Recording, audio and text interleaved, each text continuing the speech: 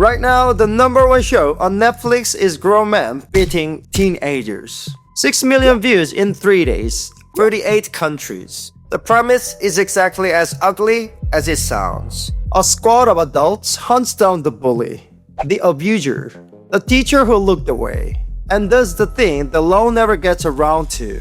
They make him bleed, no trial, no paperwork, no tens of years of waiting. The bad guy pays in full, and he pays on camera. Now stop and sit with that for a second. Grown men beating children is the most watching thing on the planet this week. That should not work. It should turn people's stomach.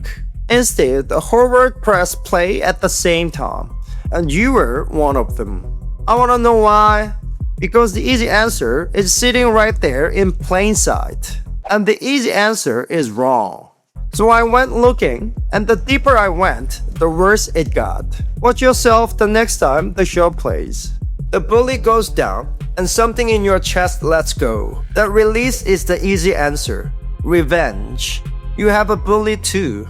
A face from years ago that hurt you and walked away clean, and never paid for it. And for 10 episodes, you get to watch his kind lose. That feels true, and it is true. But it is far too small. Revenge stories are the cheapest thing on the shelf, and they do not detonate in 38 countries at once. This was not a hit. This was a fever breaking out on every continent in the same week. A grandmother in Ohio, a student in Manila, a nurse in Berlin. Strangers who will never meet all reaching for the same brutal little fantasy on the same night. You do not get that from a clever revenge plot. You get that when a whole planet is sick with the same thing and does not have a word for it yet. I stopped asking why the show was popular and started hunting the sickness instead. It turned out the sickness had an address. The address was Korea. And Korea was hiding a wound it could not close. Once a year, the country hands every school child a single question on a sheet of paper. Were you a victim of school violence? Sit in that classroom for a second. Maybe it is your child's. Maybe it is the one you grew up in. Now find the one kid who quietly checks the box that says yes. 1 in 50, one bleeding child in every room in the country. And the line climbs every year. It does not even stop when the bell rings anymore. For 4 in 10 of them, it follows them home and glows on the pillow at midnight. There is nowhere left to set it down. Then they ask the adults who lived through it one final question. More than half said they had thought about ending their own life over what happened in that classroom. That is not a story. That is a government survey. And here is what saving these children looked like. A girl walks into the teacher's office.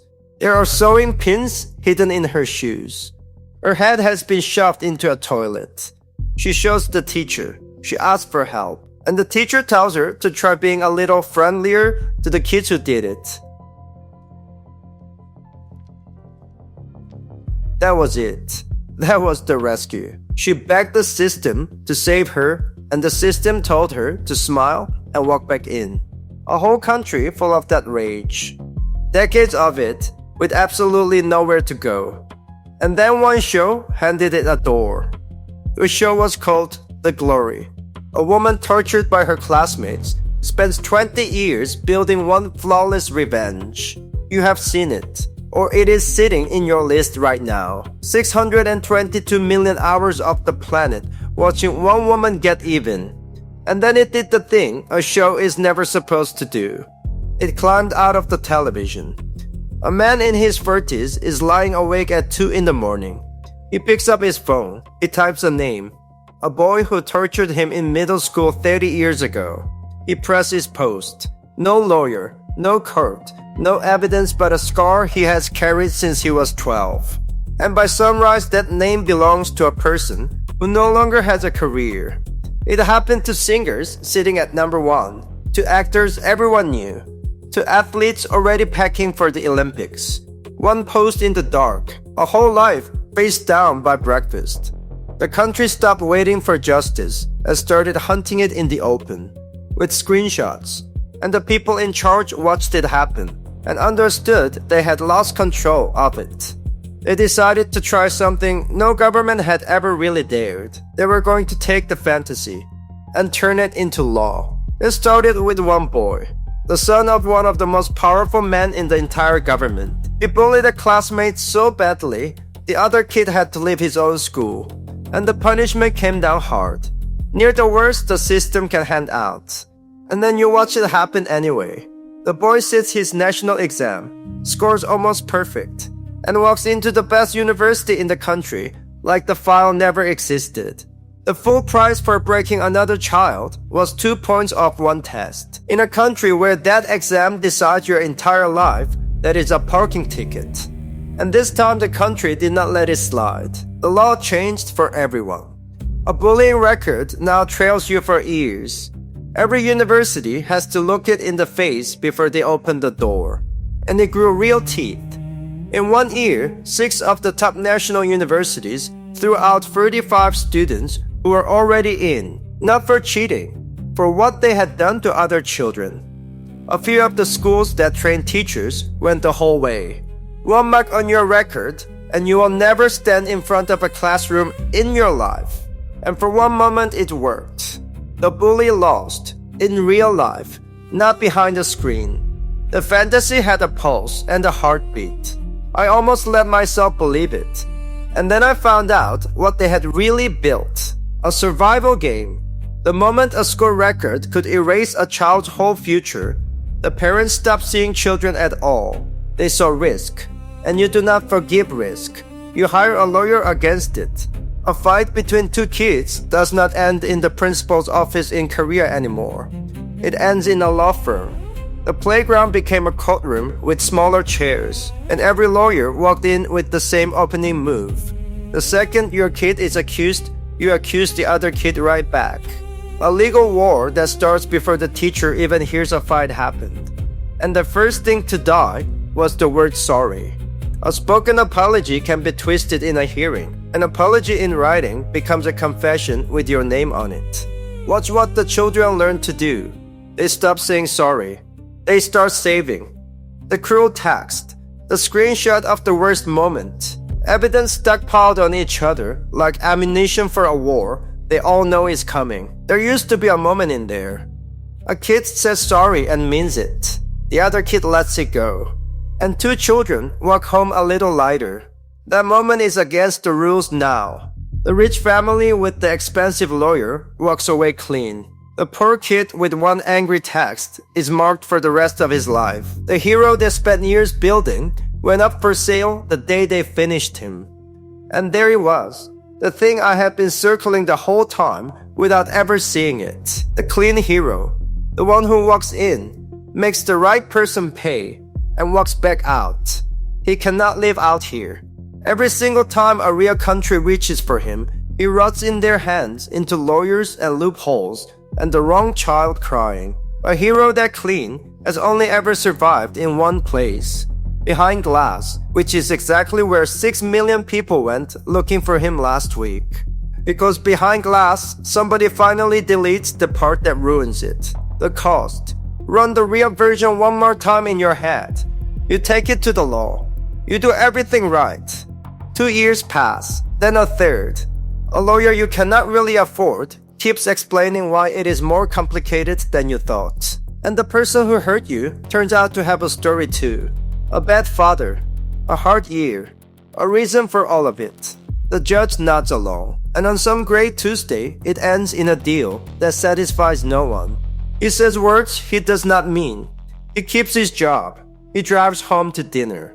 And you sit alone in the parking lot wondering what the last 3 years were for. That is justice out here. Slow, gray, expensive, and never once enough. Now run the show against it. No lawyer, no appeal. No sad backstory to slow your hand. The bully is not somebody's frightened kid. He is simply the monster. The hero has no mortgage and no doubt and no boss telling him to drop it. And the whole thing is finished in 30 minutes with nothing left to clean up. No deal. No parking lot. No 3 years of your life. The right person pays all the way while you watch, and it goes down like the first clean water you have had in years. That is what was really on sale. Not a Korean revenge show. A sealed room where the bad guy finally pays and it costs you nothing. And the whole planet quietly got in line for it. Because every tap in our own lives ran dry a long time ago. And standing at the end of that line, I finally understood what we were all there to buy. It was never Korea, and it was never really your bully. You press play because somewhere along the way, you quietly stop believing anyone is coming. Not the police, not the courts, not the school, not one single soul with the power to set it right. You watch the powerful walk away so many times that you stop expecting anything else. You learn to live in a world with no one keeping score. We used to have heroes for this exact wound. 100 years of them. And then we got too clever and took every last one apart. We decided every hero was secretly rotten. And we were right. But we tore them all down and left ourselves nothing to look up at. When a show drags one back into the light, you reach for him. And you feel a little foolish for it. You're not. The whole planet reached at the very same moment. We do not gather around this fantasy because we love violence. We gather because we are grieving. We are grieving a world where justice was possible, and the hero was real, and someone always came when it got bad. It is the oldest wish a person has. A child waiting in the dark to believe a grown-up will come when it hurts. We never stopped wanting it. We just stopped getting it. You're not broken for needing it back. You're simply honest about a hole the whole modern world is walking around with. The show did not cut that hole in you. It only let you feel it close for 30 minutes. It is 2 in the morning in Gwangju. The kids are asleep. And somewhere out there, the person who hurt you is doing just fine. No one is coming for him.